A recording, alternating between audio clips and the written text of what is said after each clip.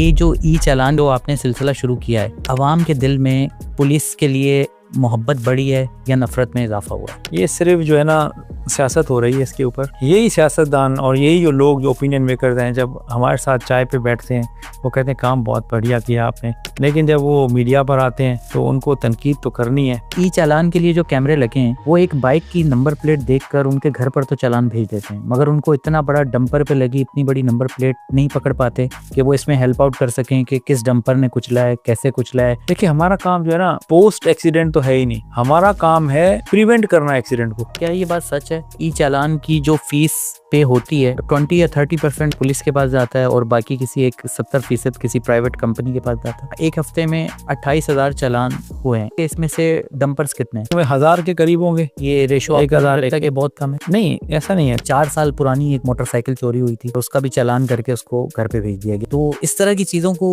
कैसे फेस करेंगे सर? उस बंदे को तो इस सिस्टम का थैंकफुल होना चाहिए। अब उसको पता है कि एक गाड़ी चल रही है, अब उसको हम भी ढूंढेंगे, वो भी ढूंढेगा। ई चालान की प्रपोजल है, ये किसने दी थी? सिंध गवर्नमेंट ने सिंध पुलिस को कहा कि हमें सोल्यूशन दें। क्या कभी कोई ऐसा प्रपोजल आपने नहीं दिया सिंध गवर्नमेंट को कि काश ये सड़क अगर आप बना दें तो हमारे लिए इतनी आसानी हो जाए और ये ट्रैफिक जाम ना हो यहाँ पर? अगर ओवरऑल अमन अमान की सूरत हाल देखें, ये मुनासिब है? कराची जो था ना 6th पोजीशन पे था खतरनाक तरीन शहरों में। सर वो तो सियासी टारगेट किलिंग्स वगैरह उस वक्त इतनी होती थी जिसकी वजह से ये मामला था, मगर अगर आप देखें स्ट्रीट क्राइम तो अब भी वैसे ही है। हाँ, स्ट्रीट क्राइम उसी तरह छीनते हैं, गन पॉइंट पे मार देते हैं एक छोटे से मोबाइल के लिए। वो वाली सूरत हाल तो सर वैसे ही है, नंबर्स आपके सामने ही होते हैं। You are right. मैं आपको फिर कंपैरिजन दे दूं भला। लंदन में आप उसमें कराची से ज्यादा क्राइम रजिस्टर हो चुका है। वहाँ आप मोबाइल फोन हाथ में खड़े लेकर घूम नहीं सकते लंदन में। अस्सलाम वालेकुम, मैं फैसल वहीद हूँ और आप इनकलाब वॉइस देख रहे हैं। मेरे आज के मेहमान डीआईजी ट्रैफिक कराची पीर मोहम्मद शाह हैं। सर बहुत शुक्रिया, आपने हमारे लिए वक्त निकाला। Thank you Faisal. आप सोशल मीडिया देखें तो ई चालान को लेकर जो है बहुत सी बहस हो रही है, कुछ लोग तनकीद कर रहे हैं। और सबसे पहले मैं आपकी मौजूदगी का फ़ायदा उठाते हुए जानना चाहूँगा कि ये कैमरे कितने लगाए हैं और कराची में कहाँ कहाँ पर लगे हुए हैं? देखिए, इनकी तादाद फ़िलहाल 1076 है।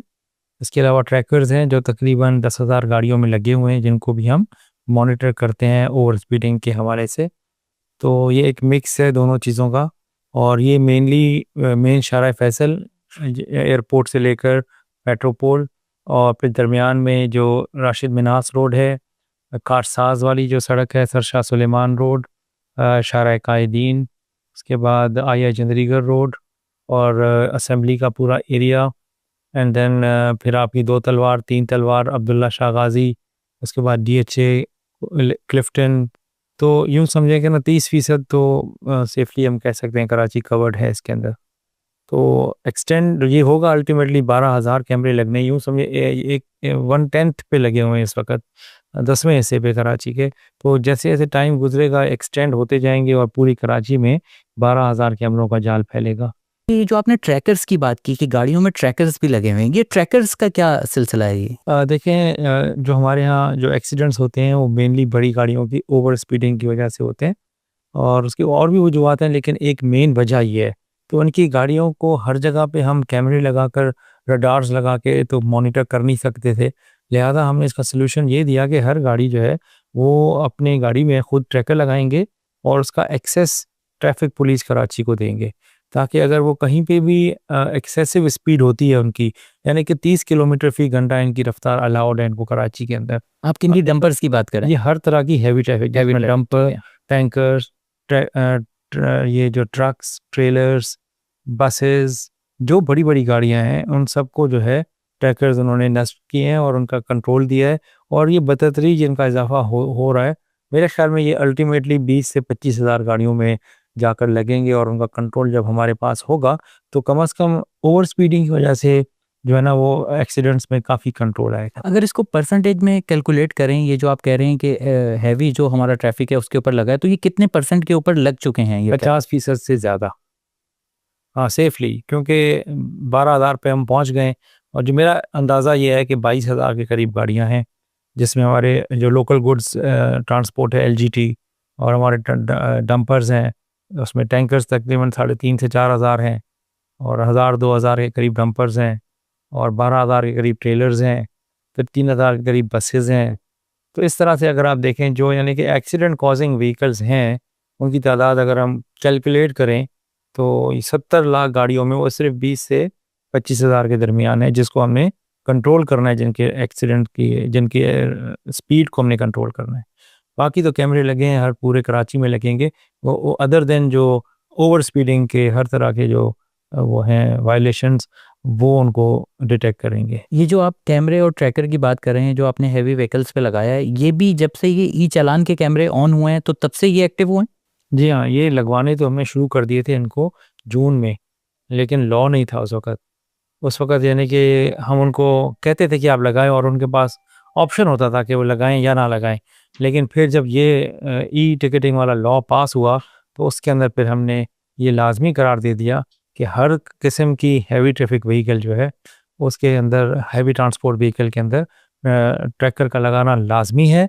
अगर कोई नहीं लगाता, इवेड करता है तो उसका हमने जुर्माना 1 लाख रुपया रखा और अगर कोई लगा कर उतारता है तो उसका जुर्माना भी 1 लाख रुपये है। एक शहरी जो रोड पे जा रहा है उसका ई चालान हो जाता है, तो उसको पता कैसे चलेगा कि उसका ई चालान हो गया है? जब उसको घर पे ही जब आएगा, उसके घर पे जो है चालान आएगा तभी पता चलेगा या उससे पहले भी कहीं पता चलेगा? देखिए 3 तरीक़ों से हम पब्लिक को बता रहे हैं, सिटीज़न्स को। पहला तरीका तो यही है जो आपने बताया जो कि पोस्टल सर्विस के ज़रिए उनके घरों तक पहुँचेगा। दूसरा, अगर उनका मोबाइल नंबर जो उनके यूज़ में है और वही एक्साइज़ में रजिस्टर्ड है तो उस नंबर पर मैसेज आएगा। और तीसरा हमारी ऐप है जो हमारे वेबसाइट के ऊपर डाउनलोडेबल फॉर्म में पड़ी है, तो अगर वो कोई डाउनलोड करेगा और उसमें अपना शनाख्ती कार्ड डालेगा तो उसके अगेंस्ट जितनी भी गाड़ियाँ होंगी वो उसको दिखेंगी और अगर कहीं पे भी वो कोई टिकट उसको मौसूल हो रहा होगा तो इंस्टेंटेनियसली उस ऐप के थ्रू उसको पता लगेगा। तो 3 तरीक़ों से हम अप्रोच कर रहे हैं पब्लिक को, सिटीज़न्स को, ताकि उन्हें पता लगे कि उनको ई टिकट जारी हो गए। कुछ नंबर्स हैं मेरे पास। आपने एक हफ्ते में 28,000 चालान किए हैं और तकरीबन 25 करोड़ रुपए जो है वो जुर्माने हुए हैं। तो ये रकम आपके पास जमा हो चुकी है या अभी सिर्फ उनके घर पर चालान डिलीवर हुए हैं? देखिए हमारा ना काम है टिकट इशू करना और ना हमारे पास हेड ऑफ अकाउंट है कि ये पैसे हमारे पास आने हैं। ये तो जाने सीधे ट्रेजरी के अंदर जो कि ख़जाना कहलाता है सरकार का, तो वहाँ का हमें नहीं पता होता कि उधर कितने टिकट्स जमा हो रहे हैं। अल्टीमेटली महीने के बाद हमें पता लगेगा कि कितने टिकट्स हमने इशू किए, उनकी मालियत कितनी थी और कितने पैसे रियलाइज़ हुए उनसे, तो वो तो अल्टीमेटली पता लगना है महीने के बाद।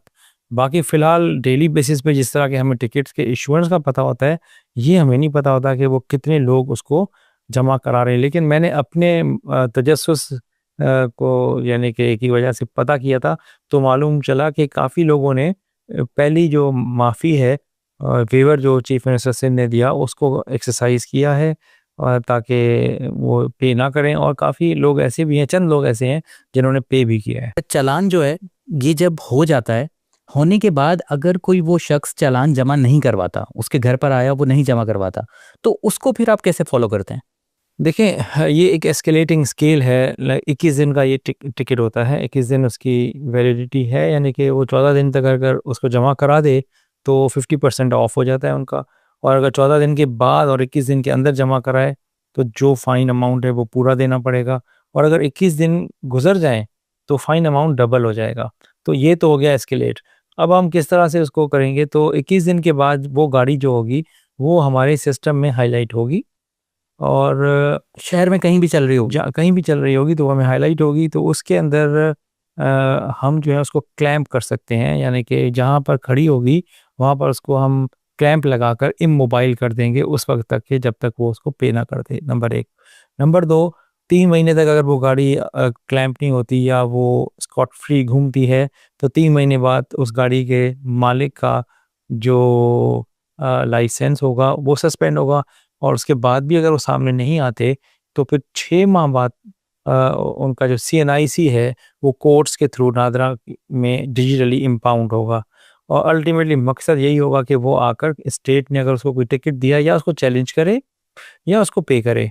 ही कैन नॉट या दे can not just go without यानी गिविंग अ हीट, उनको अल्टीमेटली पे करना है या चैलेंज करना है।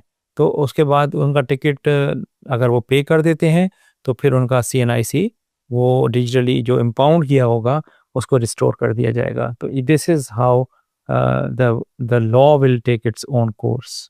आपने भी चैलेंज की बात की। अगर मेरे घर पर चालान आया है, मेरा चालान हो गया है और मैं उसको ये समझता हूँ कि मेरे साथ ज़्यादती हुई है और मैंने ये ट्रैफिक लॉ की वॉयलेशन नहीं की, तो उसको मैं कहाँ जाकर चैलेंज करूँगा? देखिए, हमारे 11 सहूलत सेंटर्स हैं पूरे कराची के अंदर, जो कि यानी कि हर डिस्ट्रिक्ट में एक है मिनिमम, और कहीं-कहीं हमने 2 भी रखे हैं। तो वहाँ आप वॉक इन कर सकते हैं, आप उनको बता सकते हैं। अभी काफ़ी सारे लोग, जो मैंने आपको बताया, मेजॉरिटी लोगों ने वॉक इन करके सहूलत सेंटर्स पे जाकर पहला जो टिकट था उनका, वो चूँकि आम माफ़ी थी चीफ मिनिस्टर साहब की तरफ से, तो वो उन्होंने वेवर करवा लिया। तो और अगर कोई चैलेंज करना चाहता है, तो वो वहाँ चैलेंज भी कर सकता है। चैलेंज जो है वो सेक्शन ऑफिसर के सामने होगा? नहीं, ये इसमें सेक्शन ऑफिसर का कोई ताल्लुक नहीं है। ये हमारे अलग से ग्रेजुएट नौजवान हैं जिनको ट्रेनिंग दी गई है, और वो सिर्फ़ और सिर्फ़ उनसे डेटा लेंगे। वो और ट्रैफिक पुलिस के एम्प्लॉय हैं? हाँ, ट्रैफिक पुलिस के एम्प्लॉइज़ हैं, उन्होंने ट्रेनिंग ली है, और वो फिर उसको डेटा एंटर करके एक टिकट इश्यू करेंगे, जो कि कंप्लेंट आईडी होगी, और फिर जो एसपी होगा उस डिस्ट्रिक्ट का और एक सीपीएलसी के नुमाइंदे, वो बैठकर उनको सुनेंगे। अगर उनकी बात ठीक होगी तो टिकट कैंसिल कर दिया जाएगा, और अगर उनकी बात कन्विंसिंग नहीं होगी तो उनको बता दिया जाएगा कि आप जाकर टिकट को पे करें। सर, यहाँ पर आवाम की आपसे एक शिकायत है। वो ये कि जब हम किसी कानून को तोड़ते हैं, या इवन के पुलिस अफसरान भी आपको पता है कि रिश्वतखोरी में इसमें मुलविस रहते हैं, अगर उनके खिलाफ हमें कोई शिकायत करनी होती है तो हम अदालत जाते हैं। इवन कि हम अदालत जाकर किसी पुलिस ऑफिसर के खिलाफ भी एफआईआर कटवा सकते हैं। मगर ये कैसा रूल रेगुलेशन है कि मतलब ट्रैफिक की वॉयलेशन मैंने की और आप मुझ पे कह रहे हैं कि यार ये आपने जुर्म किया है, मैं उससे इनकारी हूँ, और उसके बाद फिर मैं कंप्लेन है वो लेकर आप ही के पास आऊँ और फिर आप ही उसके ऊपर फैसला बनाएं। यानी कि वो कहते हैं ना कि मुल्जिम भी आप भी हैं और वकील भी आप ही हैं और जज भी आप ही हैं, आप ही के लोग वहाँ बैठे हुए हैं, तो उसको कैसे एक्सेप्ट करेंगे? वो तो मुझे ही गिल्टी करार देंगे ना सर। ऐसा मेरा नहीं ख्याल कि होगा, क्योंकि कोई दुश्मनी तो है नहीं।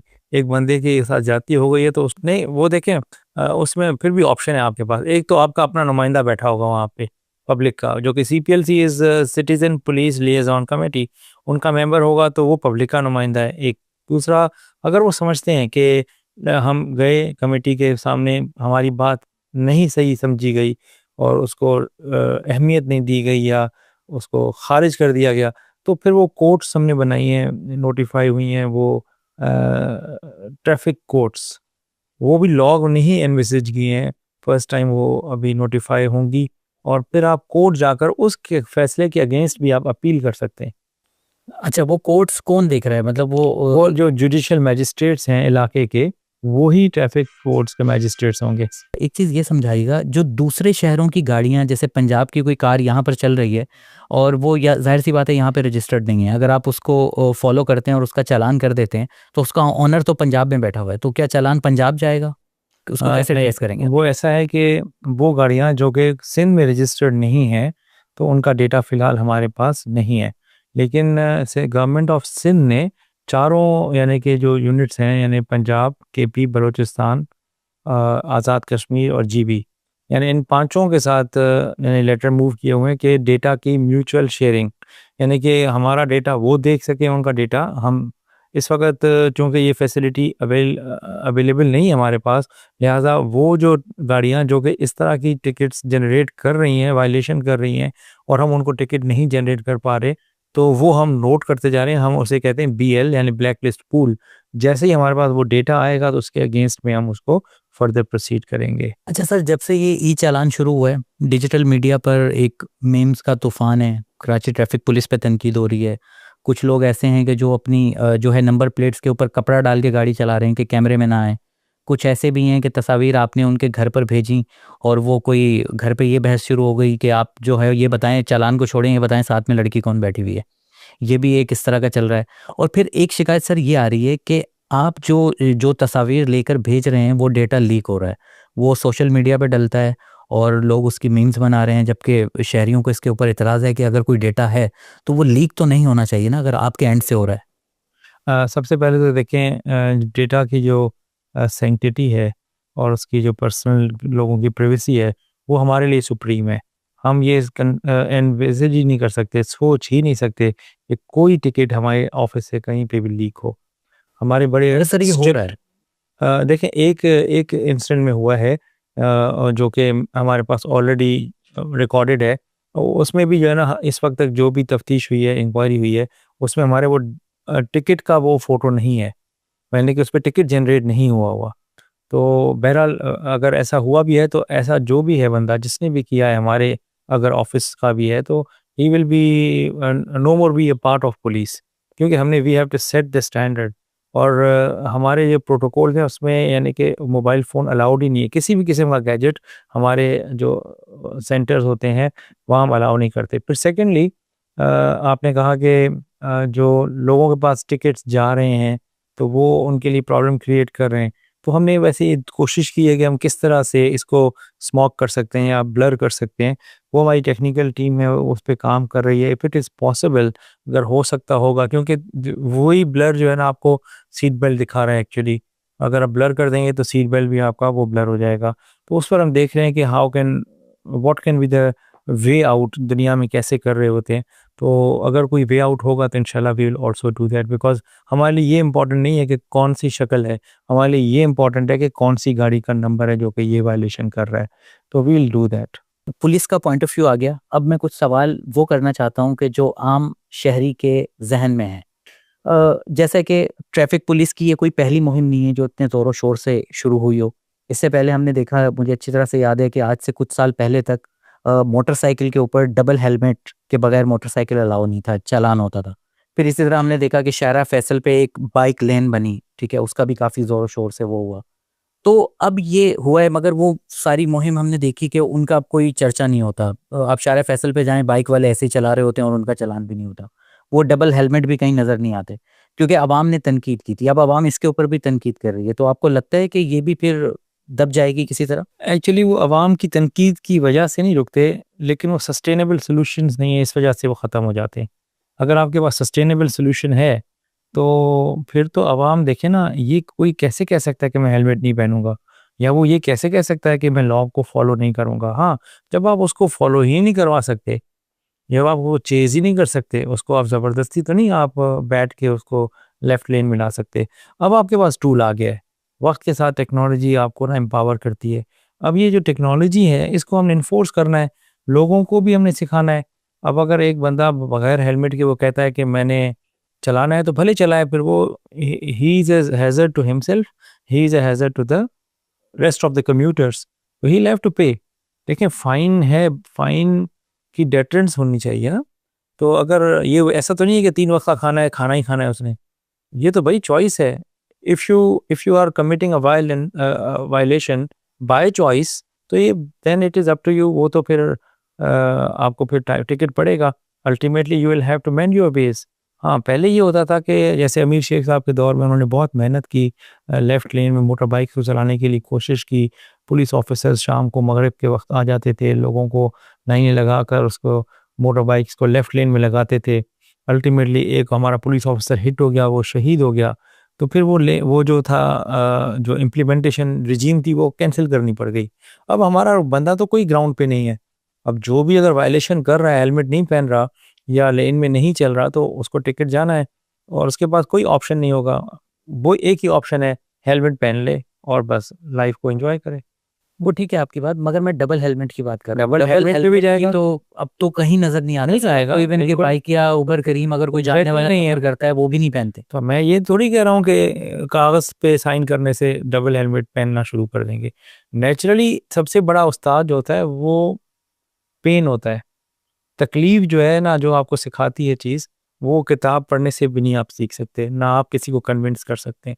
जब जेब पर असर पड़ेगा, फाइनेंशियल लॉस पड़ेगा, बर्डन आएगा, तो दूसरा हेलमेट भी नज़र आएगा। आज आपको पहला हेलमेट दिख रहा है, कल आपको दूसरा भी दिखेगा और वो उनको करना पड़ेगा। There is no option, there is no choice. Sir, एक दिल की बात आपकी जानना चाहता हूँ और उम्मीद है कि आप दिल से जवाब देंगे।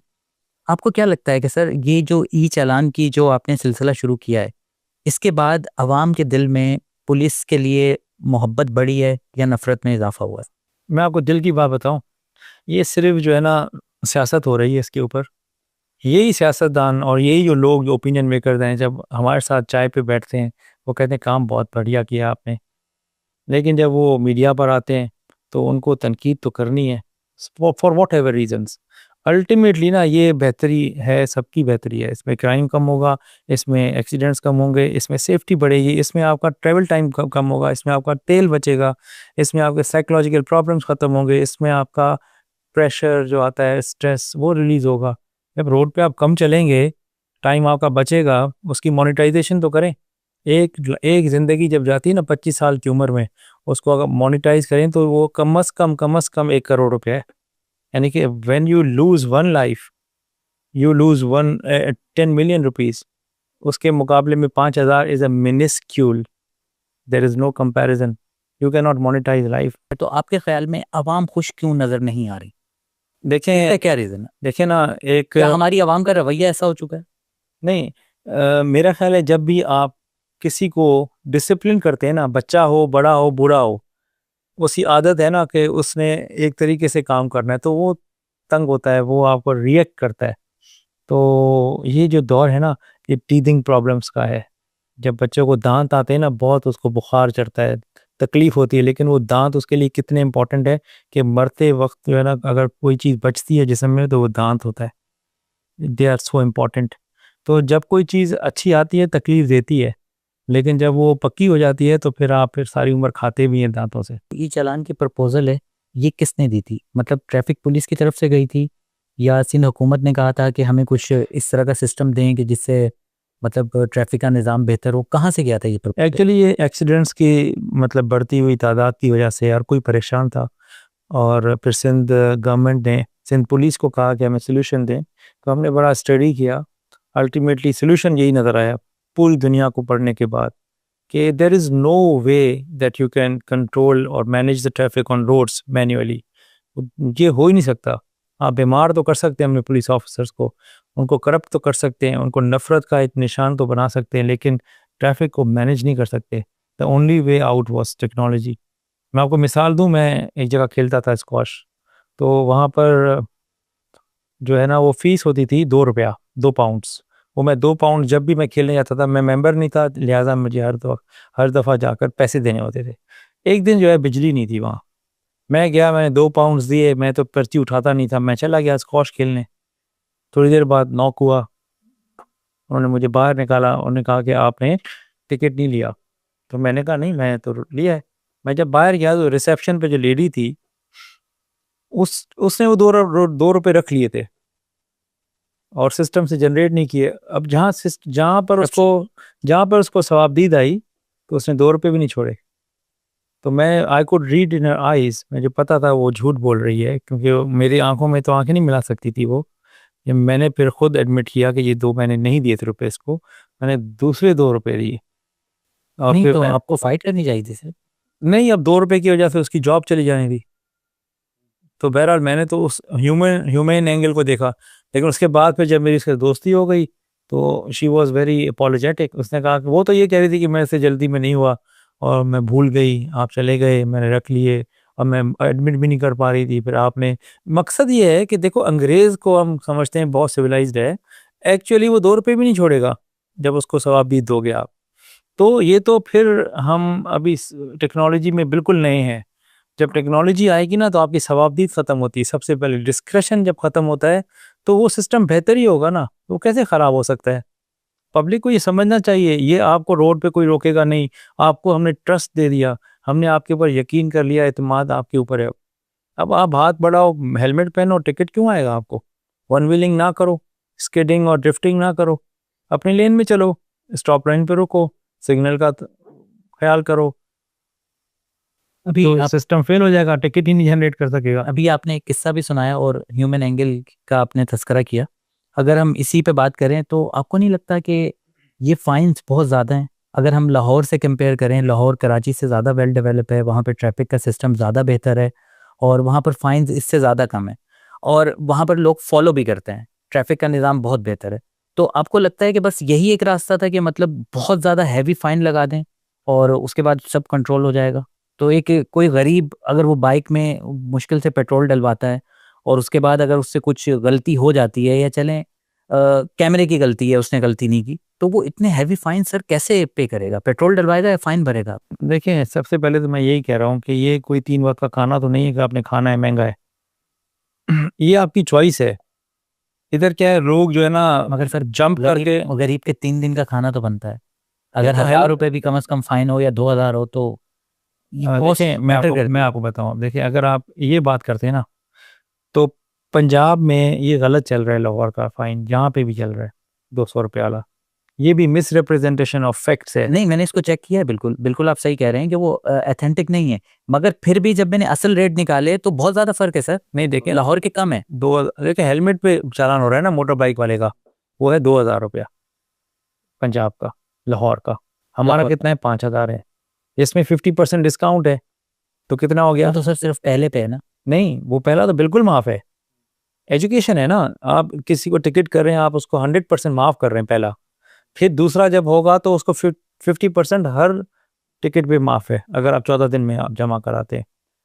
तो फिर अगर आप रिपीटेडली आपने ये करना है वायलेशन, तो फिर तो आपको मोटर बाइक भी नहीं चलानी चाहिए। You are a dangerous citizen.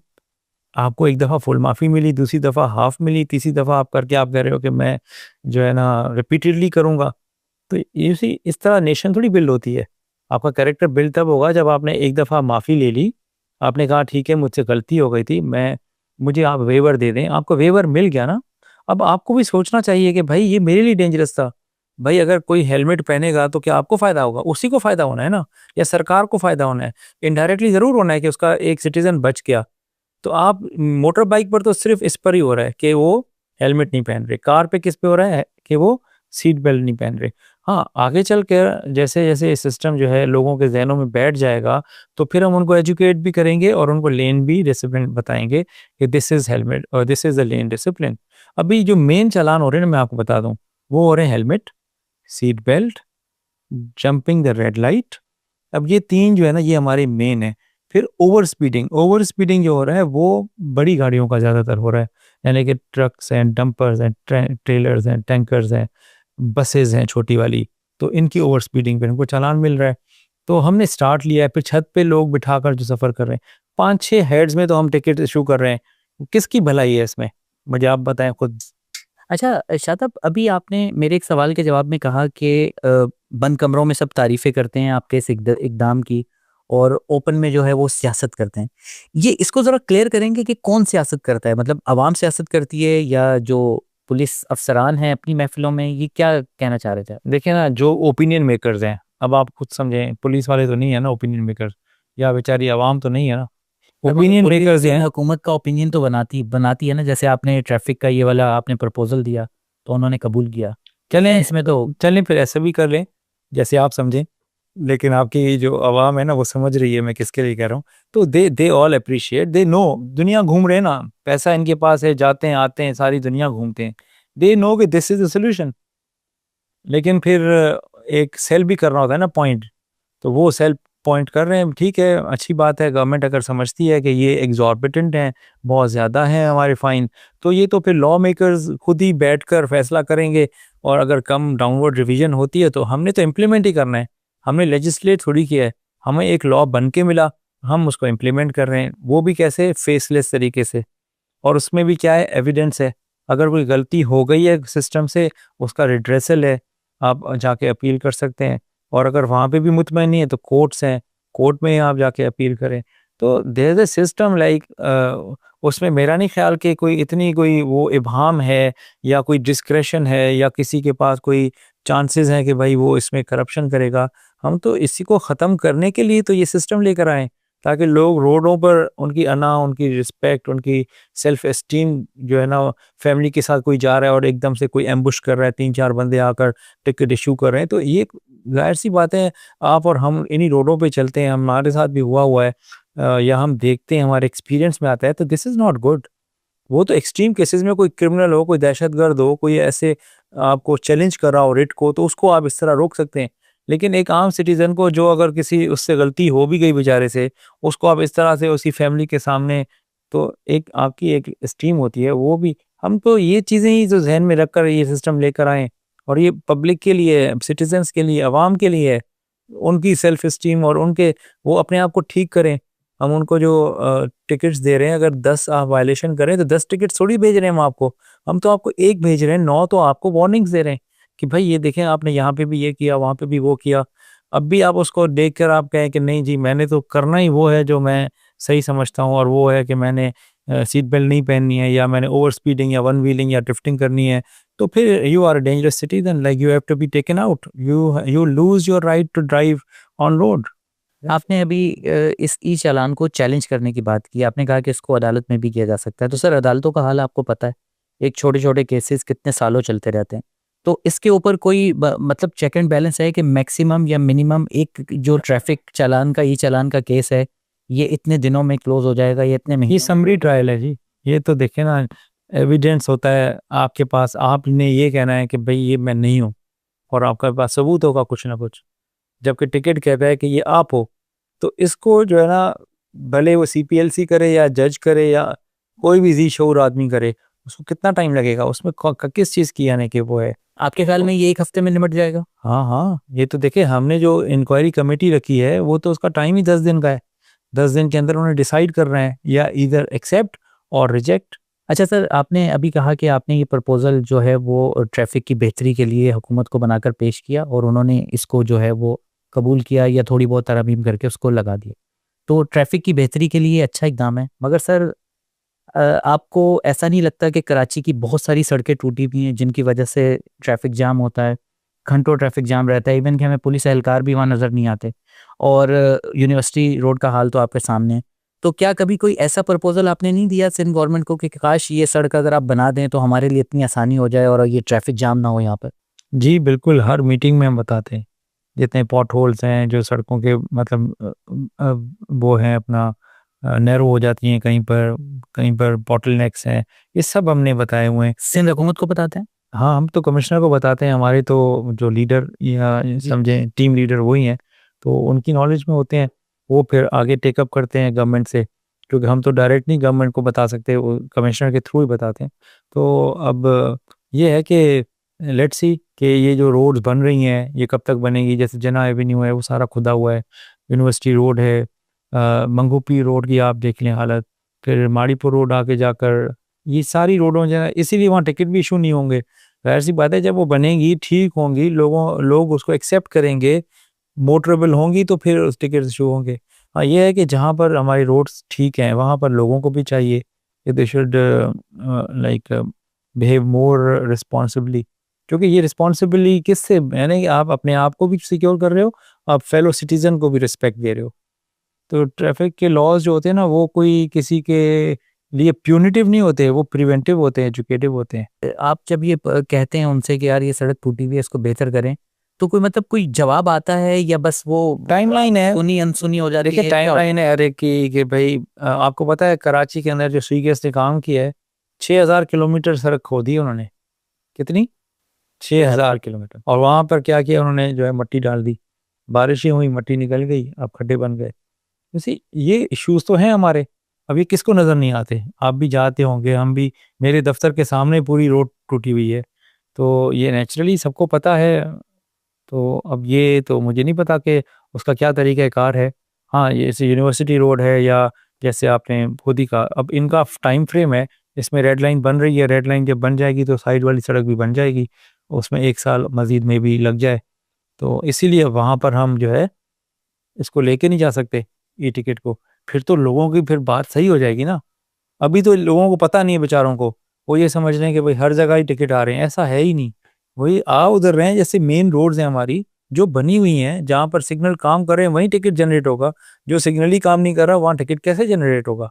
अब लोगों को चाहिए कि उनको एजुकेट करे रादर देन कि उनको और भी मिसगाइड और मिसलीड कर रहे हैं, और वो यही समझ रहे हैं बेचारे कि भाई औरंगी में भी हो रहा है तो कोरंगी में भी हो रहा है तो मलिर हॉल्ट पे भी हो रहा है। ऐसा बिल्कुल भी नहीं है, ये वो सड़क है जो शाहरा फैसल हो गई, या जैसे राशिद मिनास रोड है, या कारसाज है, डिफेंस क्लिफ्टन, इन जगहों पर वो टिकट जनरेट हो रहे हैं, और वो भी यानी कि जिस तरह मैंने आपको बताया, पहला टिकट माफ, हर टिकट पे 50% ऑफ, हर टिकट आपको इशू भी नहीं हो रहा, वायलेशंस की आपको वार्निंग्स अलग आ रही हैं ऐप पर। भाई आप ठीक हो जाएंगे तो ये बेहतर है ना, आपके आपके पास क्यों इन्वेस्टर नहीं आता, आपके पास क्यों टूरिस्ट नहीं आता, आपका क्रिमिनल क्यों इस तरह इजीली ब्लेंड होकर क्रिमिनल केओटिक ट्रैफिक में गुम हो जाता है। व्हेन यू हैव मतलब डिसिप्लिन ट्रैफिक तो हर कोई अट्रैक्ट होता है, बाहर आप जाएं पहला ही आपका जो इंटरेक्शन होता है वो रोड से होता है, जब आपका रोड पे मेहम होगा, केओस होगा, तो उसका क्या इंप्रेशन होगा? हम तो यही चाह रहे हैं। हम ये थोड़ी चाह रहे हैं कि भाई ये केओस भी रहे और डिसिप्लिन भी ना हो और पैसे बनते रहें। Who would like it? Sir पिछले 6 महीने में कराची में टारगेट किलिंग से इतने लोग नहीं मरे जितने डंपर्स ने कुचल दिए, चाहे वो बच्चे हों, फैमिलीज हों। हम सबका दिल रोता है, आप भी यकीनन इस पर गमगीन होंगे। तो सर मुझे ये बताएं कि ई चालान के लिए जो कैमरे लगे हैं वो एक बाइक की नंबर प्लेट देखकर उनके घर पर तो चालान भेज देते हैं, मगर उनको इतना बड़ा डंपर पे लगी इतनी बड़ी नंबर प्लेट नहीं पकड़ पाते कि वो इसमें हेल्प आउट कर सकें कि किस डंपर ने कुचला है, कैसे कुचला है, या ये डंपर वाला किस तरह चला रहा था। तो ये इसमें आपके कैमरे कोई हेल्प नहीं करते? नहीं, बिल्कुल। देखिए, मैंने आपको बताया ना कि डंपरों के लिए तो हमने अलग लॉ लाए कि उनको ट्रैफिक के, क्योंकि ये आउटस्कर्ट्स में ज़्यादा चलते हैं, उन रोडों पे ज़्यादा चलते हैं जो कि जैसे नॉर्दर्न बाईपास हो गया या हब रिवर रोड हो गई या कोरंगी साइड पे एक्सीडेंट भी वहीं होते हैं ना ज़्यादा। तो अब वहाँ पे कैमरे भी नहीं है, अगर हों भी तो फिर लोग भी ये कहेंगे कि भाई इधर देखो ये ऐसी रोड पे ऐसे टिकट आ रहे हैं।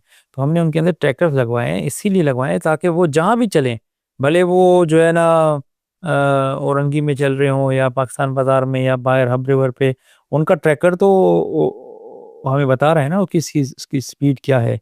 तो उसके थ्रू काफ़ी टिकट्स जनरेट हुए हैं और सबसे महंगा टिकट भी इन्हीं का है। वो ट्रैकर्स हैं और कैमरे भी हैं? नहीं, ये सिर्फ ट्रैकर है? ट्रैकर देखे ना, ट्रैकर आपको बताएगा कि स्पीड कितनी है, फिर वो लोकेशन देता है अपनी कि फॉर एग्जांपल एक डंपर है वो 50 पे जा रहा है, 20 ऊपर जा रहा है, तो वो क्या करेगा, उसकी डंपर का नाम, मतलब नंबर, उसके मालिक का नाम, उसका स्पीड और वो लोकेशन और वो टाइम, ये 5 चीज़ें वो हमें बताता है। वो खुद ब खुद टिकट जनरेट हो जाता है और वो 20,000 का तो टिकट है। लाइक अगर किसी डंपर को 3-4 टिकट चले जाए तो वो 100 दफ़ा सोचेंगे। और यकीन करें कि 2 रीज़न की वजह से ज़्यादा एक्सीडेंट्स होते हैं। एक स्पीड की वजह से, जो हमने अल्हम्दुलिल्लाह इंशाअल्लाह ताला कुछ अरसे में बाकी सब गाड़ियों में भी आ जाएगा और हमारा सिस्टम इतना स्ट्रॉन्ग और रोबस्ट होगा कि कोई जुर्रत नहीं करेगा 30 से ऊपर जाने की। दूसरा जो मसला है ना, जो कि उससे भी ज़्यादा संगीन है, वो है फिटनेस। देखिए, बाहर आप जाते हैं तो गाड़ी को पुल आउट करता है कोई ऑफिसर, तो आपसे 2 चीज़ें माँगता है। एक आप एमओटी यानी आपकी गाड़ी की फिटनेस, दूसरा ड्राइवर उसका लाइसेंस। 2 चीज़ें अगर ठीक है तो बाकी आपकी खैर है, कोई मसला नहीं है। अब हमारे यहाँ जो है ना, मसला यही है कि गाड़ियों की फिटनेस आप खुद देख के अंदाज़ा लगा लें। यानी कि 60 की 65 की 70 की गाड़ियाँ चल रही हैं, 1960 की। अब मतलब 1960 का मतलब है कि 65 साल पुरानी गाड़ियाँ। अब 65 साल में तो गाड़ी ख़त्म हो गई है। अब वो तो एक ज़िंदा लाश है, यानी कि एक डेथ सेल है। अब जिसको हिट हो जाए वो तो गया बेचारा।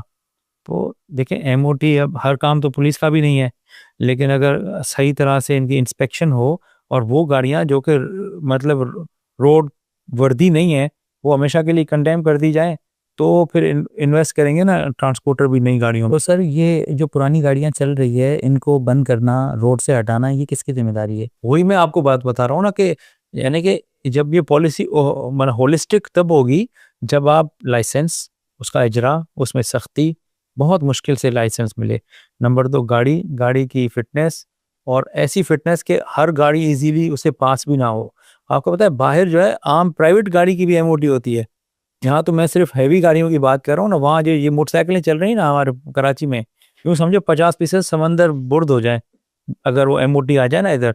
डंपर्स की बात हो रही है, एक हफ्ते में 28,000 चालान हुए हैं। आप ही का नंबर है, टीवी पे चल रहा है। मुझे ये बताएं कि इसमें से डंपर्स कितने हैं? कितने हैवी ट्रैफिक में 1000 के करीब होंगे। ये रेशो 1000 आपका के बहुत कम है।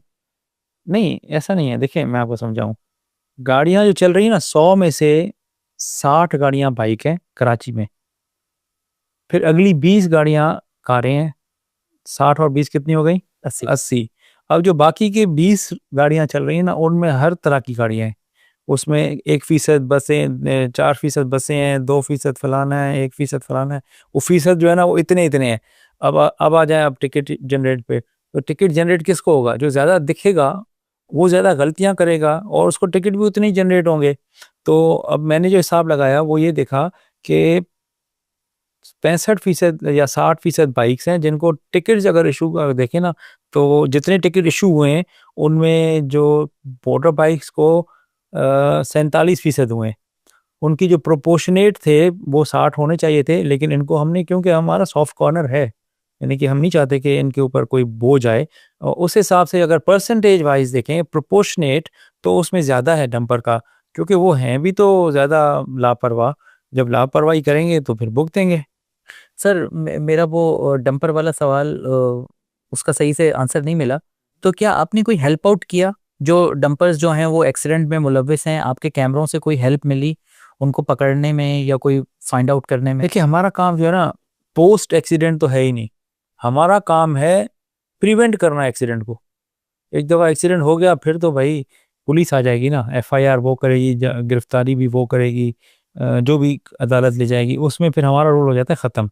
हमारी कामयाबी ये है, जैसे कि मैं अभी आपको बताऊं, जनवरी, फरवरी, मार्च और अप्रैल, ये 4 महीनों में माहाना 90 के करीब लोगों की डेथ हो रही थी। उसके बाद हमने मेहनत की, अप्रैल में, मई में, जून में, 3 महीने हमने ना इनको जो है क्या कहते हैं, ट्रैक्टर लगवाना शुरू किए। उस वक़्त कानून था नहीं, तो हम उनको सख्ती करते थे, फिर प्यार किया, कभी सख्ती की, इस तरह चल रहा था। कुछ ने लगाए, कुछ ने नहीं लगाए। आप अंदाज़ा लगाएं कि पिछले माह जो है, जो अक्टूबर का महीना था, उसमें डेथ्स जो हुई हैं ड्यू टू एक्सीडेंट, वो हुई हैं 48। कहाँ 90 प्लस और कहाँ 48। अगर ये हम 40 बंदों की जान बचा रहे हैं तो कुछ ना कुछ तो कर रहे होंगे ना, वरना महीने के अंदर आप 40 बंदों की जानें बच रही हैं, तो ये ऐसे नहीं हो सकता कि मैं ड्राइंग रूम में बैठा हूँ, बटन दबा रहा हूँ, या विशफुल थिंकिंग है मेरी, उससे लोग बच रहे हैं। हम सब मिलकर कुछ काम कर रहे होंगे, तभी तो ये एक्सीडेंट्स कम हुए हैं। सर मैं ये डंपर्स की ड्राइवर्स की या डंपर्स के जो ओनर्स हैं उनकी एक साइकी आपसे जानना चाह रहा हूँ। ये क्या वजह है कि जितने हादसा होते हैं हैवी ट्रैफिक को लेकर वो ज़्यादातर डंपर से होते हैं, 95% आप कह लें, जबकि यही हैवी ट्रैफिक ऑयल टैंकर्स भी हैं, पेट्रोल पंप का ऑयल्स भी आता है, इवन के वाटर टैंकर भी चलते हैं बड़े जो कंपनीज के हैं, वो ये हादसा नहीं करते। डंपर्स ही ये हादसा क्यों करते हैं? ये इसका क्या रीज़न है आपके? अच्छा, इसके 2 रीज़न है। एक तो मीडिया को पता नहीं है कि डंपर की डेफिनेशन क्या है। वो जो भी गाड़ी बड़ी, मतलब ट्रेलर भी मारेगा ना, वो डंपर के नाम से चलेगा। फिर बाद में तस्हीह होगी भी, तो लोगों के जहन में तो बैठ गया कि भाई डंपर की वजह से हुआ। सर फुटेजेस में डंपर ही नजर आते हैं हमें, जो नहीं, वायरल होते हैं नहीं, वो बता रहे डंपर ही होते हैं। नहीं, देखे ना, एक दफा क्या हुआ, टैंकर ने हिट किया, वो टैंकर था, एक टैंकर ने हिट किया तो 5 डंपर जले थे। क्योंकि खबर क्या चली थी कि डंपर की टक्कर से जेल के सामने नौजवान जान बहक, ये खबर चली। अच्छा, मुझे भी नहीं पता था। 1 घंटे में क्या हुआ कि 5 या 6 जो भी थे डंपर जल गए। उनको, चलो उनको कोई और करतूत किए होंगे, उसकी सजा मिल गई उनको। लेकिन क्या है कि शुरू में क्या चला, डंपर डंपर चला तो डंपर जल गए। पता लगा वो तो था ही टैंकर। खैर, ये है कि इनके प्रॉब्लम पता है क्या है, इनका प्रॉब्लम है पैसा कमाना। इनको है जल्दी पैसे कमाने की। इनके पास टाइम ब्रैकेट है रात 10 से सुबह 6 बजे तक, जिसमें ये चल सकते हैं शहर में। अब ये क्या करते हैं, उसमें अगर मतलब 8 घंटे है ना, 8 घंटे में ज़्यादा 2 फेरे लगाओगे आप। यहाँ से जाओगे, अलासिफ से भी आगे इनका कोई माल होता है, वहाँ से ये लोड करते हैं, फिर आते हैं शहर में अनलोड करते हैं, फिर जाते हैं लोड करते हैं, फिर आते हैं अनलोड करते हैं। 2 फेरे अगर लगाएं तो स्लो स्लो काम। इनको चाहिए 3 फेरे। अब जब 3 फेरे आप लगाओगे तो 70-80 पे चलाओगे, तो ना ब्रेक लगेगी, ना दिमाग काम करेगा, ना कोई आपको बंदा नजर आएगा। तो इनके सामने वो बंदे जो होते हैं ना, वो कीड़े मकोड़े। तो इनको सख्ती हमने यही की है। मैंने तो इनसे कोई 6 महीने तो मेरी इनके साथ मीटिंग्स जो हुई हैं, तो अल्टीमेटली मुझे ये समझ में आया कि भाई जब तक इसके अंदर ट्रैकर नहीं लगेगा, ये किसी सूरत में भी कंट्रोल नहीं आएंगे। क्योंकि देखो, एक गाड़ी अगर तेज जा रही है, आप उसको कैसे रोकोगे? वो इतना ऊपर बैठा हुआ है, पुलिस वाला अगर चाहे भी तो ही कांट हेल्प इट। उसको आप रोकेगा तो वो तो और खतरनाक है, वो उसको भी हिट कर सकता है।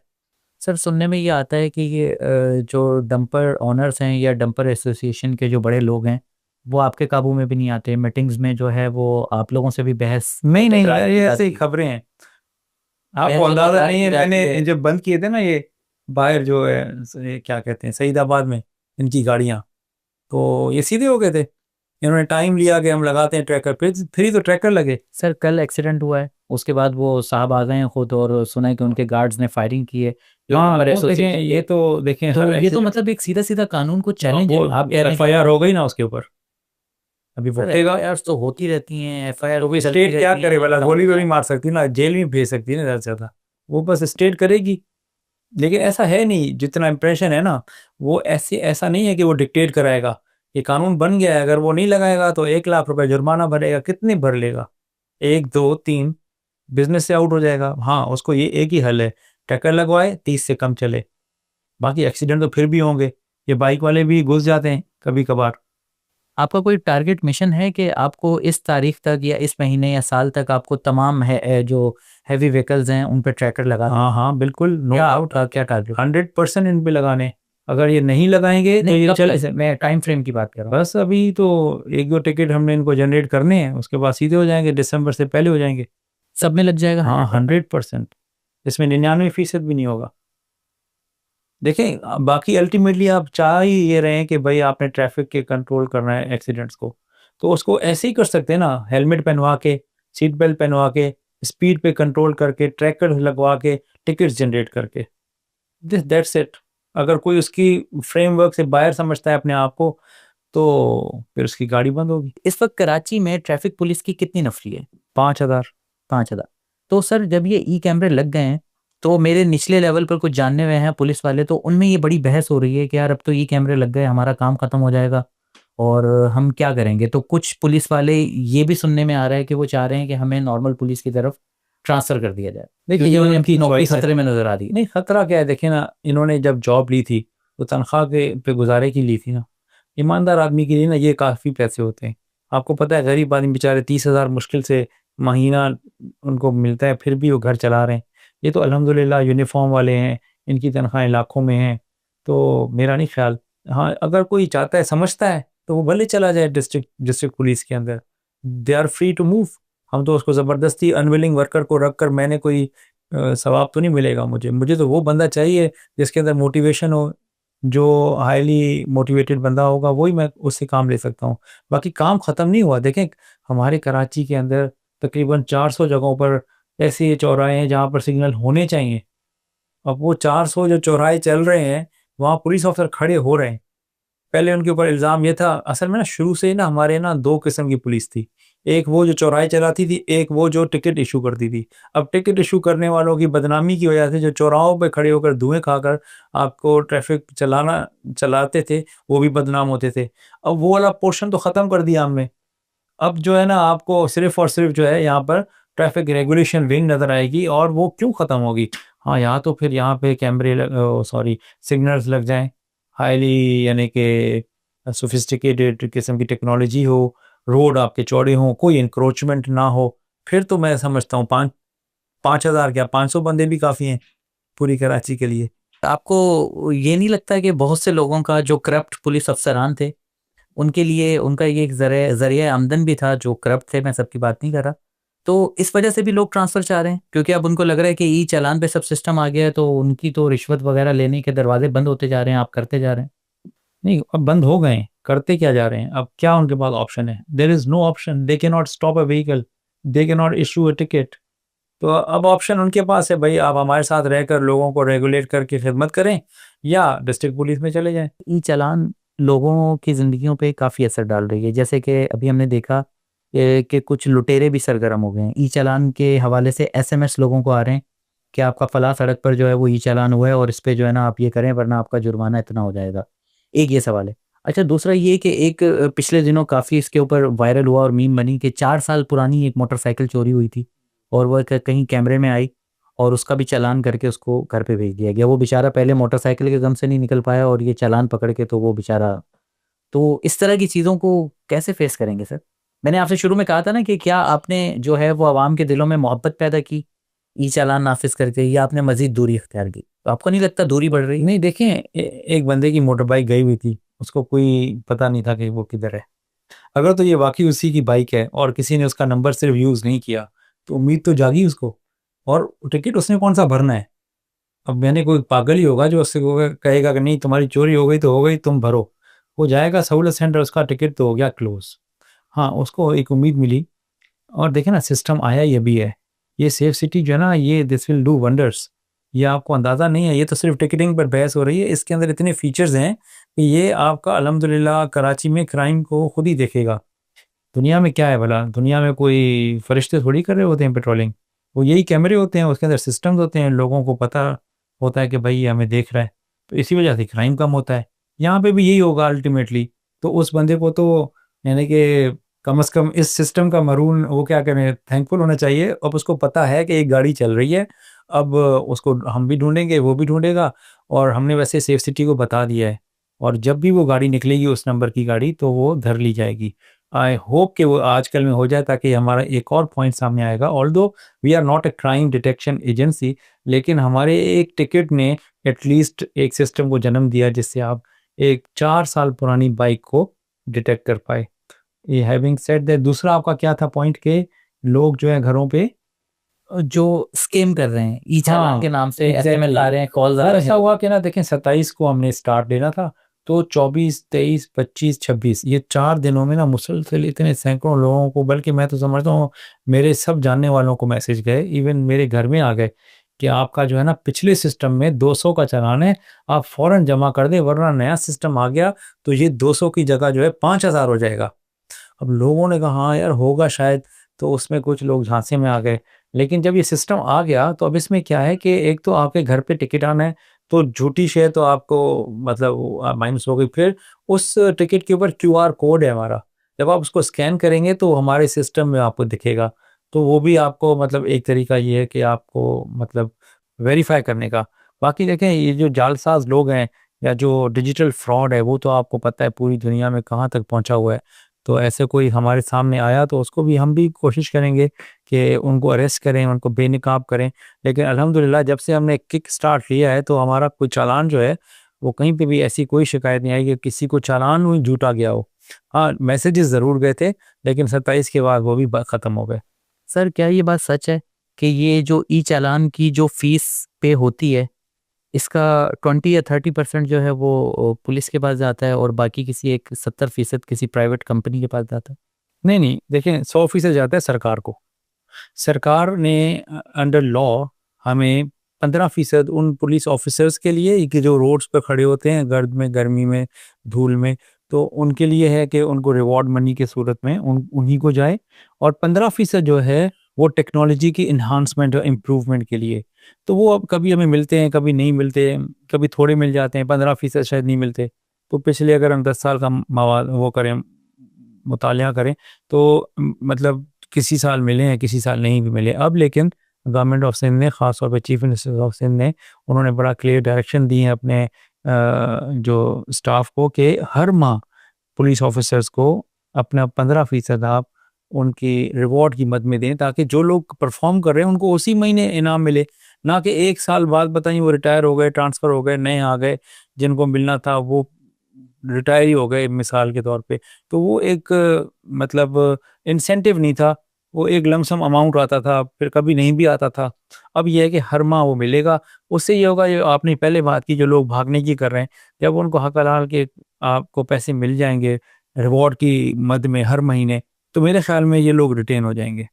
तो सर आपने 30% का तो हिसाब दे दिया, बाकी 70% फिर गवर्नमेंट के पास जाता है। अब उसमें भी हमने जो प्रपोज किया है, जिसमें कमिश्नर साहब हैं, मैं हूँ और मेयर साहब हैं, हमने एक डॉक्यूमेंट बना के सरकार को दिया है कि एक कंपनी बनाई जाए, कराची ट्रैफिक मैनेजमेंट कंपनी, जिसके अंदर यानी कि जितने 70% पैसे हैं वो उसको दे दिए जाएं। वो फिर रोड के आपका ट्रैफिक के जितने भी इंफ्रास्ट्रक्चर के हवाले से काम हैं, वो सारे उसके फिर हवाले हों, एक अंडर वन रूफ। क्या इस वक्त वो कंपनी फाल नहीं है? नहीं है ही नहीं, वो तो कराची में तो ये है ना ट्रैफिक इंजीनियरिंग ब्यूरो, ये तो मरा हुआ घोड़ा है। उसने क्या काम करना है, केडीए तो उसको वैसे ही जो है ना वो ओन नहीं करती। तो इसीलिए तो ये हालात है ना ट्रैफिक के, वरना तो आपके सिग्नल चल रहे होते, बल्कि सैकड़ों होते। अब तो सैकड़ों क्या 100 भी नहीं है। तो अगर वो ट्रैफिक इंजीनियरिंग ब्यूरो को ये बजट देते, उसमें इंजीनियर भर्ती करते, उसको वसअत देते, तो आज कराची की सड़कों का ये हाल थोड़ी होता। तो यानी आप ये कहना चाह रहे हैं कि किसी कंपनी के पास नहीं जाता, वो डायरेक्ट हुकूमत के पास जाता है? अच्छा सर, 2014 में याद पड़ता है कि उस वक्त भी जो है ये ई चालान का सिस्टम शुरू हुआ था, और ठेका जो गालिबन है वो किसी निजी कंपनी को दिया गया था। वो है बिल्कुल। वो चालान देखें, मैं आप समझाऊं, वो क्या करते थे, वो चालान जनरेट करने की मशीनें दी हुई थी उन्होंने पुलिस अफसरों को।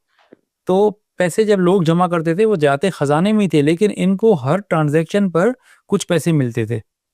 ऐसा नहीं था कि उस इनके कंपनी को? हाँ, उस कंपनी को, क्योंकि उन्होंने सॉफ्टवेयर बनाया, उन्होंने हार्डवेयर दिया, उन्होंने पुलिस को ट्रेन किया।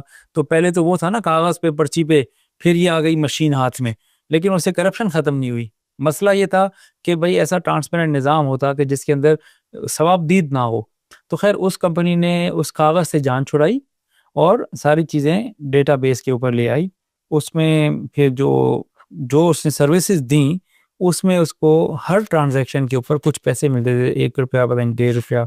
तो वो उसका वो था, गवर्नमेंट के साथ मुआहिदा था। वो उसने किया, पूरा उसका ठेका ख़त्म हो गया। अब कोई ठेकेदार नहीं है, अब बस सिस्टम कंप्यूटर पे है और ये सिग्नल, ये क्या कहते हैं, कैमरों के ऊपर काम कर रहा है, बीच में कोई ठेकेदार नहीं है। क्या वो कंपनी किसी पुलिस ऑफिसर की मलकियत थी? नहीं, नहीं, वो तो पेशावर के थे लोग। मैं अभी आया तो उनका ठेका ख़त्म हो चुका था, लेकिन वो मुझसे मिले। एक कराची के साबिक डीआईजी ट्रैफिक का इनाम आता है उसमें। नहीं, नहीं, देखें वो ऐसे लोग फिर बातें बना लेते हैं। वो उनके दौर में तो वो रिफॉर्म्स लेकर आए, जो आपने पहले बात की कि शारा फैसल को एक लेन देने की कोशिश की उन्होंने, जो मोटर बाइकर्स की हो।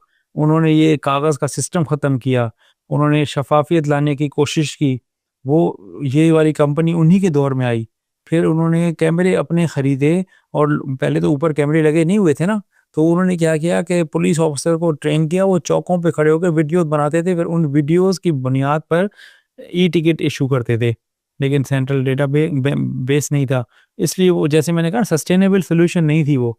ये जो सोल्यूशन है ये सस्टेनेबल है, क्योंकि ये इसका एक सेंट्रलाइज्ड डेटा बैंक है, इसमें कोई पुलिस ऑफिसर इन्वॉल्व नहीं है, कंप्लीटली फेसलेस है। वो जो हमारे डीआईजी थे वो तो रिफॉर्मिस्ट थे, उन्होंने ही तो ये काफ़ी सारी चीज़ें ख़त्म की, और ये कंपनी उन्हीं के दौर में आई। उनको वो तो 2 साल रहे, उसके बाद वो कंपनी 8 साल रही। वो मेरे आने के साथ ही उसको मतलब ख़त्म किया, क्योंकि उससे क्या हो रहा था कि दिखने को तो वो मशीन थी, लेकिन सवाबदीद तो थी ना। आपको मैं टिकट करूं या ना करूं। ठीक है, मतलब ऑनरशिप किसी पुलिस ऑफिसर की नहीं थी नहीं, उस नहीं, कंपनी की। बिल्कुल भी नहीं। अच्छा सर, ओवरऑल अब कुछ आपके पुलिस करियर पे बात कर लेते हैं। आपने अपना जो है सर्विस का काफ़ी हिस्सा अंदरूनी सिंध गुजारा। तो सर, कच्चे के डाकू एक बहुत बड़ा मसला है पुलिस के लिए, कानून नाफिज करने वालों के लिए। वो कि आपकी मेरा ख्याल है डायरेक्ट पोस्टिंग वहाँ पर नहीं रही, मगर आपने कुछ गालिबन एक दफ़ा कोई तजावीज़ दी थी पुलिस को। तो उसका क्या निकला, और ये कच्चे के जो डाकू हैं वो कितने पावरफुल हैं, इनको कैसे कंट्रोल किया जा सकता है? देखिए, इनकी जो मेन जो रीज़न है ना इनके सर्वाइवल की, वो वहाँ की एक्सेसिबिलिटी नहीं होना है। मतलब पुलिस वाले वहाँ तक जा ही नहीं सकते, दरिया के अंदर, और मतलब कश्तियों में जाना पड़ता है, कहीं कहीं पर आपको तैर के जाना पड़ता है, कहीं कहीं पर बिल्कुल जगह ही नहीं जाने की। और वो उनका तो बचपन से लेकर इस वक्त तक वो ज़िंदगी उन्होंने वहीं गुजारी है। वो मछलियाँ हैं, वो इंसान तो है ही नहीं। तो एक नेचुरल उनके पास एक अपर हैंड है। लेकिन पहले दौर में ये होता था कि उनके पास इतने हैवी वेपन नहीं होते थे, तो पुलिस वाले अगर से के एपीसी में जाते थे तो वो उनकी जान चली जाती थी, क्योंकि उन्हें पता था एपीसी में तो उनके एसएमजी ने हिट ही नहीं करना, और वो ऊपर आ जाती थी। तो वो डायन कहते थे एपीसी को अपने अल्फाजों में, कि डायन आ गई। फिर क्या हुआ, वक्त के साथ साथ वेपन्स अपग्रेड हुए उनके उनके पास तोप शिकन वेपन आ गए, एंटी एयरक्राफ्ट गन्स आ गई, दुश्केज आ गए। तो अब जो इतने बड़े हथियार ये आएंगे, असला आया कहाँ से उनके पास? ये इधर से आता है, बुगटी, जो डेरा बुगटी से आता है, केपी से आता है, अब तो सुने इंडिया का असला भी है उनके पास, वो कैसे? मतलब मैं समझना चाह रहा हूँ कि वो ऐसे आता है। देखें, मैं आपको बताऊं, एक हमने गधे पर, मतलब गधा गाड़ी पर एक डंडा था, ठीक ठाक बड़ा, जैसे आपकी ट्राइपॉड होती है ना, इतना बड़ा डंडा था। किसी ने मुझे इन्फॉर्म किया कि गधा गाड़ी पे ना असला जा रहा है। तो हमने उसको रोक लिया, तो वहाँ पे तो डंडा पड़ा था। डंडे को गौर से देखा तो वो बैरल थी। अरे भाई, ये बैरल है इतनी बड़ी, ये तो आम गन की नहीं है, ये तो एंटी एयरक्राफ्ट गन लग रही थी। ये कहाँ से तुम लाए? भाई मैं फलां जगह से ले आया हूँ। वहाँ गए तो वहाँ पे पूरी गन पड़ी। अभी क्या करते हैं, उसके टुकड़े टुकड़े करके छोटे छोटे, यानी कि किसी में गधे पे अगर एक डंडा जा रहा है, किसी को क्या पता कि आगे जाके ये यानी कि असला बनेगा। इसी तरह फिर ट्रिगर ग्रुप, उसको अलग से शॉपर में ले गए। जब वहाँ असेंबल किया तो आपकी, जैसे आपकी एंटी एयरक्राफ्ट गन बन जाती है, इसी तरह गोलियां ले जाते हैं। तो मतलब यानी कि हमारे यहाँ ना बॉर्डर की तो कंट्रोल नहीं है। आपका अफगानिस्तान आना जाना ऐसे ही है जैसे आप यहाँ से सुराबकोट गए, सुराबकोट से इधर आ गए। तो when you don't have control over the borders, तो वहाँ के लोग भी बलूचिस्तान से आना जाना ऐसे ही करते हैं, मनशियात भी ऐसी ही हमारी स्मगल हो रही होती है। तो नेचुरली वो कंट्रोल अभी सख्ती हुई है, उस सख्ती की वजह से आगे चल के जो है ना इनको कम से कम असला तो आ गया इनके पास, गोलियां नहीं आएंगी, बारूद नहीं आएगा, तो वो चलने के काबिल नहीं होगा।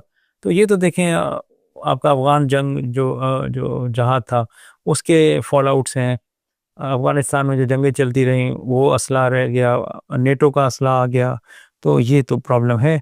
तो सर ये भी सिक्योरिटी इदारों की क्या नाकामी नहीं है कि अगर असला स्मगल हो गए या वो चने टुकड़ों में टूट कर वहाँ पहुँच जाता है और असेंबल करते हैं वो लोग, तो ये भी तो एक बड़ी नाकामी है ना। देखिए ना, 100% तो हर कोई हर जगह प्रेजेंट नहीं होता, जो अल्लाह की ज़ात ही है जो हर जगह होती है, भले कितना भी बड़ा इदारा हो। मोसाद है ना, ये कितनी बड़ी इसराइल की एजेंसी है, उनके अंदर भी तो बंदे उठा के ले गए ना।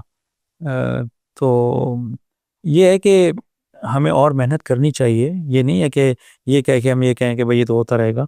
हाँ, मेहनत करें, इनके रूट्स पे जाएं, इनको देखें कहाँ से आता है, कैसे कौन लाता है, कौन सी लोग इन्वॉल्व हैं। और चूंकि ये पुलिस का वो नहीं है, एम्बिट नहीं है, क्योंकि ये इंटर प्रोविंशियल भी है, क्रॉस बॉर्डर भी है, तो ये हमें इधर मज़ीद मेहनत करने की ज़रूरत है। तो अगर हाँ वो जब असला आ गया तो ये जो दहशत, क्या कहते हैं, कच्चे के जो डाकू थे वो दहशत की अलामत बन गए। अब उनके पास पुलिस जाती है तो उनको मारते हैं, वेपन उनके पास इतना बड़ा आ गया है कि आपकी एपीसी हिट हो जाती है, एपीसी के अंदर एसएचओ शहीद हुए हैं पंजाब के, सिंध के। तो इस वजह से ना ये ज़्यादा अब प्रॉब्लम बन गए हैं, और जब तक इनके लिए कोई जामे हिकमत अमली नहीं होगी, जैसे अभी हो रही है कि कुछ लोगों को यानी कि प्रेशर्स देकर और सरेंडर कराया जा रहा है, तो बाकियों को लड़कर जो है ना वो यानी कि न्यूट्रलाइज या अरेस्ट किया जा रहा है। तो ये अगर मुसलसल चलता रहे तो शायद उसका कोई ना कोई रिजल्ट आएगा। एक पुलिस ऑफिसर ऐसा आप ये कह रहे हैं कि बाय फोर्स उनको हम नहीं कर सकते? नहीं, बाय फोर्स मैं कह रहा हूँ ना कि जिस तरह अभी इन्होंने किया, 100 से ऊपर डाकू जो है सरेंडर कर गए, फोर्स ही की होगी ना। ऐसे तो कोई डाकू चल के नहीं आएगा खुशी से, उसे पता होगा मैं लड़ूंगा तो मरूंगा, तो बेहतर है कि मैं सरेंडर कर जाऊं। तो इस तरह की अगर ना मुसलसल आप जिहाद और जिद्दोजहद करते रहें तो अल्टीमेटली ये ख़त्म हो जाएंगे। लेकिन जो असला इनके पास है और जो मतलब आग से आग लगती जा रही है, तो उसके लिए आपको भी मुसलसल उतनी ही मेहनत करनी पड़ेगी। सर 2024 में जब डीआईजी सक्खर थे आप, तो आपने घोटकी के एसएसपी के खिलाफ जो है वो उनके ऊपर जो है वो डाकुओं की मदद का इल्ज़ाम लगाया। आपने ये जो है वो केस काफ़ी हाई प्रोफाइल बना, मगर आप ये साबित नहीं कर सके। तो कहाँ पहुंचा है सर ये? मैं इसका स्टेटस जानना चाह रहा हूँ। आप नहीं, वो तो ने इंक्वायरी हो गई थी, और मैं वो ये तो कह रहा हूँ यहाँ कि पे इल्ज़ाम तो साबित नहीं हुआ इंक्वायरी में। देखें अभी एक बंदा कोई जाती रंजिश थी उस तरफ से या आपकी तरफ से जो ये? नहीं, ऐसी बात नहीं है। वो जूनियर था, यंग था, कुछ करना चाह रहा था, लेकिन उससे गलतियां हुई। मैंने उसको हाईलाइट किया, पॉइंट आउट किया, और फिर अल्टीमेटली वो जो ख़त जो था जैसे भी लीक हुआ वो नहीं होना चाहिए था, तो उसकी वजह से लोगों के जहन में शायद ये आ गया। मैं तो उसकी इस्लाह के लिए आईजी को लिखा कि इनको आप बुलाएं, इनको समझाएं कि जो है ना ये अपनी प्रोफेशनलिज्म जो है ना उसका दामन ना छोड़ें। तो वो तो ख़त जो था वो सेल्फ एक्सप्लेनेटरी है, उसमें सब चीज़ें लिखी हुई हैं, और मैंने उसको ओन किया है, वो मैंने ही लिखा था। तो देखे ना, आप छोटा बच्चा जब होता है उसको आप समझाते हैं ना, वो नहीं समझेगा तो फिर उनके बड़ों को बताएंगे। तो मैंने भी वही काम किया था, मैंने उनको समझाया था कि आप ये काम ना करो, ये प्रोफेशनलिज्म नहीं है। तो बहरहाल फिर मिसअंडरस्टैंडिंग हुई, उनको ये लगा कि उन्होंने मुझे बता दिया, जबकि मुझे पता था कि मुझे पता नहीं है कि इस तरह से। देखें ना, जब आप एक बड़े क्लियर मैंडेट के साथ क्रिमिनल्स के अगेंस्ट जाते हैं तो फिर देयर इज़ नो पॉइंट कि आप उनसे बात भी करें। एक तरफ आप बात करें और दूसरी तरफ उनसे लड़ें, ये पॉसिबल नहीं है। ये दो चीज़ें एक वक्त में नहीं हो सकती। तो वो चीज़ मैंने हाईलाइट की थी और आईजी साहब को बताई थी। मगर इंक्वायरी में कुछ नहीं फिर निकला, फिर आगे मामला पढ़ेंगे तो पता लग जाएगा आपको। सर 2022 में आपकी हिदायत पर टंडो मोहम्मद खान थी जगह गालिबन, वहाँ पर एक गुटके मावे की फैक्ट्री पे छापा मारा गया, और मगर ये मामला पुलिस के गले पड़ गया और तकरीबन 6-7 पुलिस एहलकारों को वहाँ पर यरगमाल बना लिया गया, और फिर वही पुलिस एहलकार जो है उनको हॉस्पिटल लेके जाया गया क्योंकि काफ़ी मारा पीटा गया था उन्हें। तो सर ये कैसी स्ट्रेटजी थी आपकी कि मतलब आपने पुलिस अफसरान को जख्मी करवा दिया? नहीं, देखें पुलिस में ना कोई भी चीज़ डेफिनेट नहीं होती।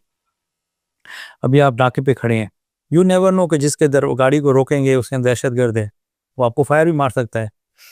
दुनिया में हर जो डिपार्टमेंट है ना उसका जो ख़तरा है वो कैलिब्रेटेड है।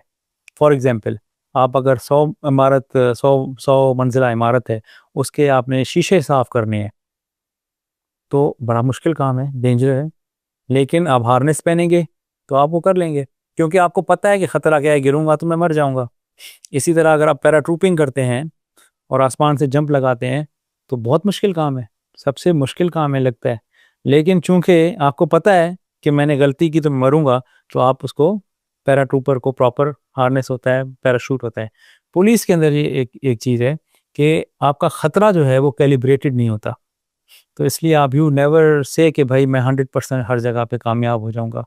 तो वो जो स्ट्रेटजी थी वो अपने तौर पे ठीक थी, लेकिन वहाँ का जो बदमाश थे, जो अपने आप को स्टेट से भी ज़्यादा बहादुर समझते थे, उन्होंने ये काम किया और 6 घंटे के अंदर, लाइक विद इन 6 आवर्स, हमने उनको गिरफ्तार किया। पूरे मन नहीं, टनों के हिसाब से मंशियात निकाली। हालांकि उनके पास 6 घंटे थे, उन्होंने 6 घंटों में जितनी मंशियात छुपा सकते थे उन्होंने छुपाई। लेकिन जब हमने सुबह को फजर के साथ ही जब उसको रिज्यूम किया अपने रेड को, तो मन नहीं, टनों में आप देखेंगे एफआईआर अभी भी मौजूद है। तो मंशियात निकली, बंदे गिरफ्तार हुए और केस चले, उनको सजाएं हुई, वो जेल में गए।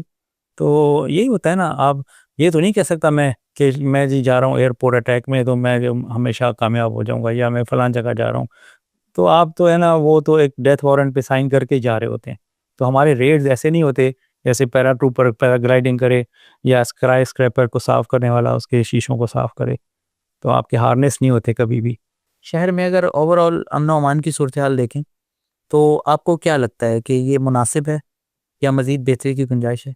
देखें, कराची जो था ना, 6 पोजीशन पे था ख़तरनाक तरीन शहरों में।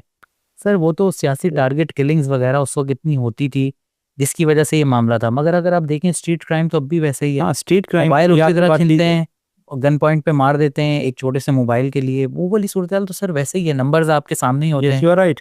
देखिए, मैं आपको फिर कंपैरिजन दे दूं भला। लंदन में आप सर्फ करें, अभी भी आप कर सकते हैं। आप मेट्रोपॉलिटन पुलिस जो है ना, उसके स्टेट्स को आप सर्च करें, आपको नींद नहीं आएगी पूरी रात।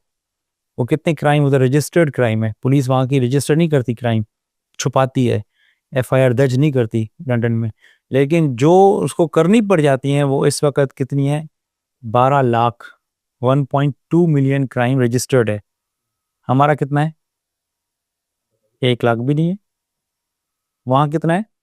12 लाख अभी तक हो चुका है।